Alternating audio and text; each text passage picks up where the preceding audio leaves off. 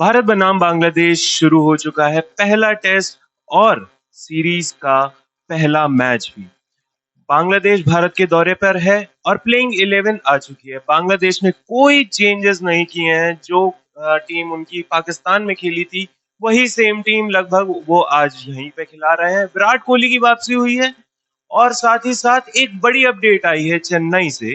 वो ये है कि चेन्नई में Kuldeep Yadav as a third spinner नहीं खेल रहे हैं और हम तीन तेज गेंदबाजों के साथ जा रहे हैं। इसी अपडेट के रिलेटेड आइए जानते हैं क्या रिएक्शंस हैं जो हमारी टीम के जर्नलिस्ट हैं उन सब के। आइए देखते हैं।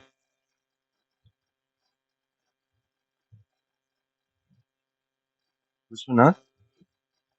आइए तो भारत बनाम बांग्लादेश चल रहा है, सीरीज का पहला टेस्ट मैच। और टेस्ट मैच ऐसा कि चेन्नई में हो रहा है। जो चेन्नई में लास्ट टाइम जब हमने स्टार्ट किया था इंग्लैंड के साथ हम दूसरा ही टेस्ट खेल रहे थे और तब जो रूट ने ज्यादा रन्स मार दिए थे वहां पर स्पिनर की कमी खली थी। लेकिन आज इंडिया वापस दो स्पिनर्स के साथ जा रहा है और कुलदीप यादव को नहीं खिलाया गया है। तो इसके पीछे क्या मेजर रीजन हो सकता है?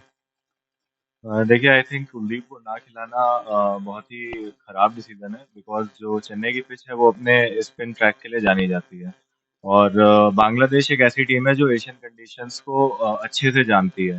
तो ऐसे में स्पिनर्स को ना खिलाना हो सकता है बाद में मास्टर स्ट्रोक बन के आए, लेकिन इस समय कंडीशंस को देखते हुए तो एक गलत डिसीजन लग रहा है इंडियन टीम का।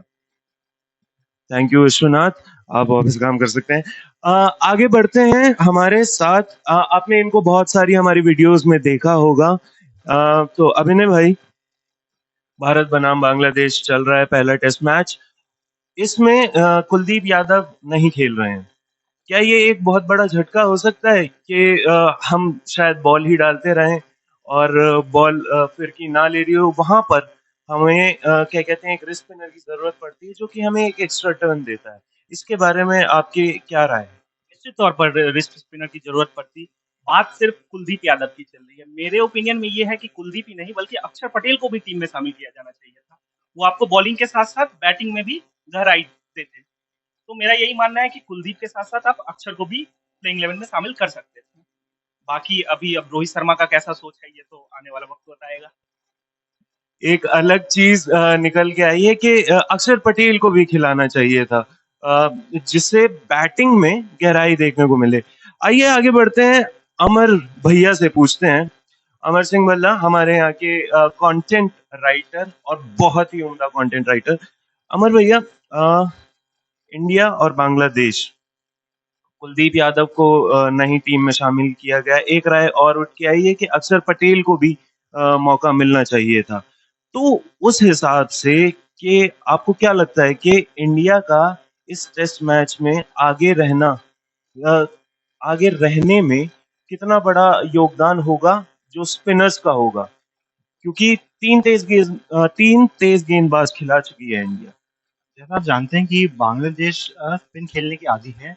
उन्हें फास्ट बॉलर से मेरे हिसाब से दिक्कत हो सकती है, और जैसी कंडीशन इस समय चलने की है और आगे 4-5 दिन रहेंगी, वो ओवरकास्ट ही रहेंगी। तो मुझे लगता है कि तीन तेज गेंदबाजों से जाने का फैसला बिल्कुल सही थैंक यू सर। आइए आगे बढ़ते हैं मेरे को पॉडकास्टर के पास जो कि मेरे साथ में होस्ट करते हैं एक पॉडकास्ट जिसका नाम है क्रिकेट टाइम्स पॉडकास्ट। अक्षत सर, अ, इंडिया ने तीन तेज गेंदबाज खिलाए और वो तीनों में से एक नया तेज गेंदबाज है जिसका डेब्यू हो चुका है पहले, आकाशदीप। क्या हम भी पाकिस्तान जैसी गलती तो नहीं कर रहे हैं? नहीं, आई गेस जैसे मेरे सहपाठी ने बोला अमर ने कि आई गेस देखिए इसके पीछे 2-3 कारण हैं। एक मुझे लगता है ये कैलकुलेटेड मूव है, क्योंकि कुछ क्लाउडी कंडीशंस भी थी चेन्नई में, तो उसके हिसाब से भी it's I think it's a smart move. और दूसरी चीज़ ये है कि अश्विन ऑलरेडी इतने कैपेबल हैं कि वो सिंगल हैंडेडली इंडिया को मैच जिता सकते हैं। तो वो एक चीज़ है। रोहित शर्मा ने टॉस पे बोला था कि वो भी बॉलिंग के लिए जाना चाहते थे। तो मेरे हिसाब से ये इंडिया की अच्छी मूव है। और लास्ट टाइम जब इंडिया ने ऐसे कॉम्बिनेशन से फील्डिंग की थी या टीम उतारी थी, वो थी back in 2019। and that was against Bangladesh as well. So I guess this happens to be a very calculated move, और मुझे लगता है कि ये मूव इंडिया के लिए बहुत अच्छी साबित होगी। बांग्लादेश ने टॉस जीतकर बल्लेबाजी ना चुनकर गेंदबाजी का फैसला किया। क्या आपको नहीं लगता ये फैसला उन पे उल्टा पड़ सकता है? आई गेस बांग्लादेश ने हाल फिलहाल में अच्छा परफॉर्मेंस किया है, खासतौर पे उनके पेसर्स ने। देखिए स्पिनर्स तो हैं ही उनके अच्छे, लेकिन पेसर्स ने अच्छा किया है और रिसेंटली पाकिस्तान में भी अच्छा किया है, तो मे बी।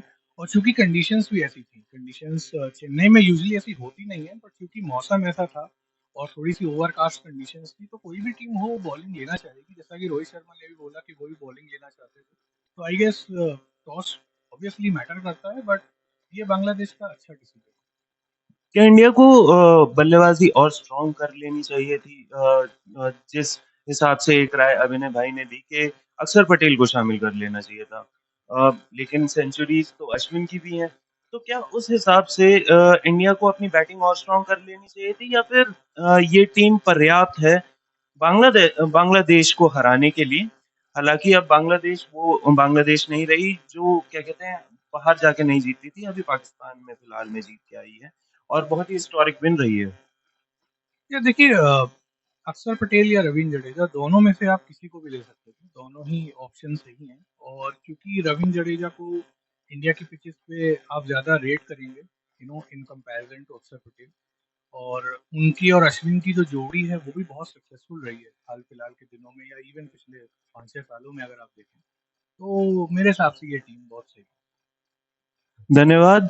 तो इस चर्चा को अभी थोड़े समय के लिए अर्ध विराम देते हुए आगे बढ़ेंगे और कवर करते रहेंगे, हम लाइव्स के साथ आते रहेंगे।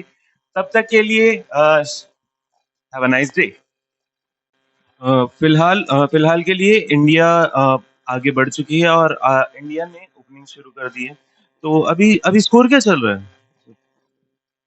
देखिए अभी हाल फिलहाल में ही जैसे हम लोग अभी चर्चा कर रहे थे, और इंडिया का एक विकेट गिर चुका है, हमारे कप्तान साहब रोहित शर्मा जी आउट हो चुके हैं। तो जैसा मैंने पहले बोला कि आप पूछ रहे थे कि बांग्लादेश क्या क्या ये डिसीजन सही है, देखिए शुरुआत तो ऐसी हुई है कि उनको ऐसा लगेगा कि they must be confident now कि एक विकेट और बड़ा wicket, they got the big fish now. So I guess ये डिसीजन जहां तक मैंने पहले बोला कि सही है। शुभमन गिल के बारे में बात कर रहे हैं और शुभमन गिल आज तीसरे नंबर पे खेल रही है। तो सॉरी, शुभमन गिल के बारे में अभी हम बात कर रहे हैं और शुभमन गिल आज तीसरे नंबर पे खेल रहे हैं। तो शुभमन गिल, क्या आपको नहीं लगता कि हमारे पास जो 3 नंबर का बल्लेबाज होना चाहिए वो सबसे अच्छा और जिसकी टेक्निक सबसे ज्यादा अच्छी हो वो होना चाहिए? शुभमन गिल के शुरुआती समय में पैर नहीं चलते हैं। शुभमन गिल क्या कहते हैं अभी थोड़ा सा आउट ऑफ फॉर्म है, लेकिन शायद टेस्ट में इतने आउट ऑफ फॉर्म नहीं है। तो उसके बारे में आपके क्या विचार हैं विश्वनाथ? नहीं, मुझे लगता है शुभमन गिल को थर्ड नंबर पे खिलाने का डिसीजन बिल्कुल सही है और शुभमन गिल ने पास्ट में परफॉर्म करके दिखाया भी है।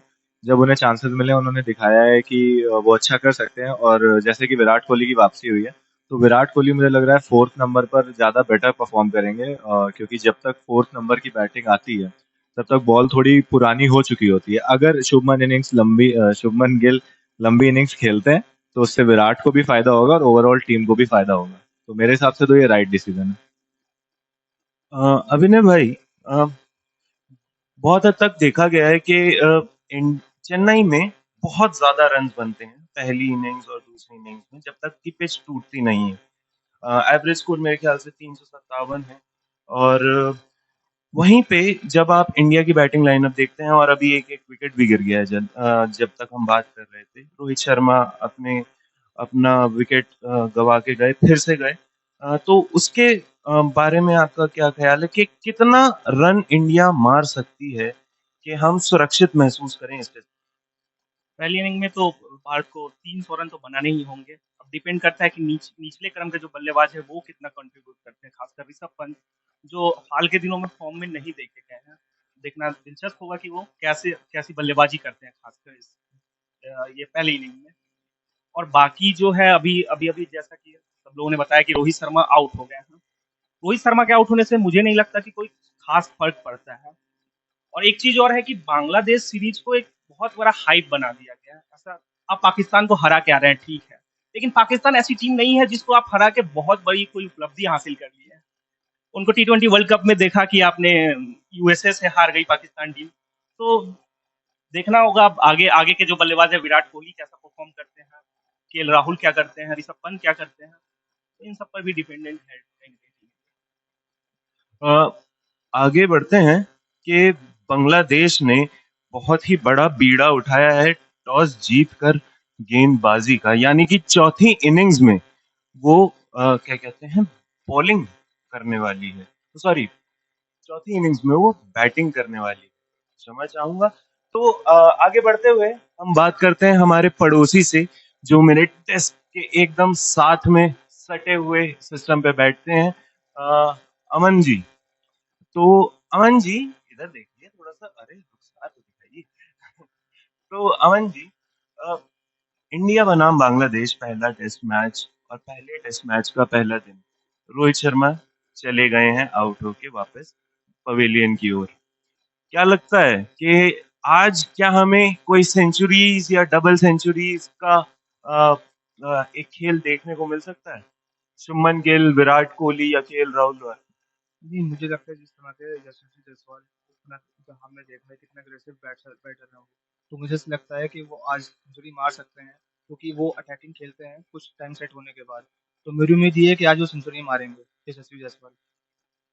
ऋषभ पंत का कमबैक हो रहा है। ऋषभ पंत बहुत समय बाद आज टेस्ट मैच खेल बहुत समय बाद आज टेस्ट मैच खेलने जा रहे हैं। तो क्या लगता है कि ऋषभ पंत वापस उसी लय में दिखेंगे? क्योंकि अभी रिसेंटली जब दलीप ट्रॉफी के मैचेस हुए थे, तो उसमें बहुत सारे मैचेस में ऋषभ पंत का अच्छा स्कोर नहीं था। मुझे ऐसा लगता है ऋषभ पंत एक अच्छा टेस्ट प्लेयर है, ना कि एक वनडे T20 जैसे लोग देखते हैं उनको, जिस तरह के शॉट्स खेलते हैं। मगर आप उनका करियर उठा के देखें तो उनका जो बेस्ट परफॉर्मेंस आया है वो टेस्ट क्रिकेट में ही आया है। तो मुझे ऐसी उम्मीद है कि ऋषभ पंत कमबैक बहुत अच्छा करेंगे। एक अपडेट दिखाई दे रही है वहां से, जरा मैं पूछ के आऊं कि क्या अपडेट है। जैसा कि मैंने बोला था और विश्वनाथ भाई ने अग्री नहीं किया था, शुभमन गिल जा चुके हैं। इस बात की खुशी नहीं है, लेकिन हंसी आ रही है।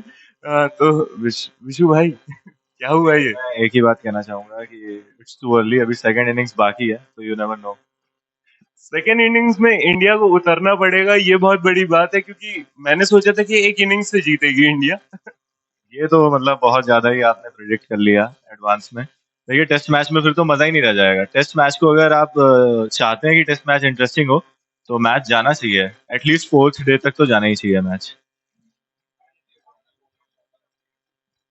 देयर इज अनदर अपडेट, एक बार अक्षत भाई पे पहुंच जाए।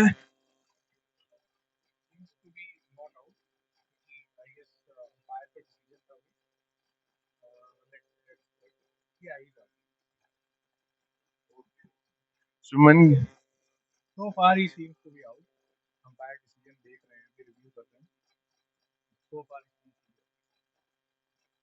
स्कोर बोर्ड शायद एक गेंद डल भी जाए। he's out. Virat Kohli has walked in. Shubman Gill is out. Virat Kohli एक गेंद भी खेल चुके हैं। तो शुभमन गिल ने आज शून्य स्कोर किया है। तो ये थी अभी तक शुभमन गिल के आउट होने तक की कहानी। इसके आगे और भी अपडेट्स आई हैं कि विराट कोहली क्रीज पे आए जब शुभमन गिल आउट हुए थे, और विराट कोहली ने अपने उसी ओल्ड फैशन में विकेट गंवाया। फोर्थ स्टंप की बॉल छेड़ी और वो पीछे, जाहिर सी बात है, कैच आउट हो गए। आगे बढ़ते हुए यशस्वी जायसवाल और ऋषभ पंत जैसा इस विकेट पे खेला जाना चाहिए था वैसे ही खेले, एकदम बहुत ही सटीक तरीके से पैर जमाया उन दोनों ने, और यशस्वी जायसवाल जो इंडिया की एक वॉल की तरह सामने खड़े रहे। ऋषभ पंत कमबैक कर रहे हैं, ऋषभ पंत ने कमबैक किया और अच्छा खासा दिखे हैं वो, अच्छा लय में दिख रहे हैं। बात रही पहले सेशन की। पहले सेशन का जो लंच तक का अभी तक का स्कोर कार्ड है वो है 88 फॉर 3, जिसमें हसन महमूद की तेज तर्रीन बॉलिंग, फास्ट स्पेल, जो कि आपको दोनों एंड से दिखा है बांग्लादेश से, और हसन महमूद उसमें सबसे आगे आए हैं। हसन महमूद ने 3 विकेट झटके, तीनों के तीनों विकेट हसन महमूद के थे। वहीं पे दूसरी ओर से नाहिद राणा ने जो वो प्रेशर बनाया है उसकी तारीफ करनी चाहिए। और तो पहला सेशन बांग्लादेश के नाम हो चुका है। 88 फॉर 3 इंडिया का अभी तक का स्कोर है। आगे बात करेंगे हम, आगे जब मिलेंगे आपसे वो होगा पहला दिन का खेल जब खत्म होगा, उसके बाद हम आप फिर से लाइव जुड़ेंगे, आप सब लोगों के साथ फिर से लाइव जुड़ेंगे। तब तक के लिए please do watch cricket times for more updates.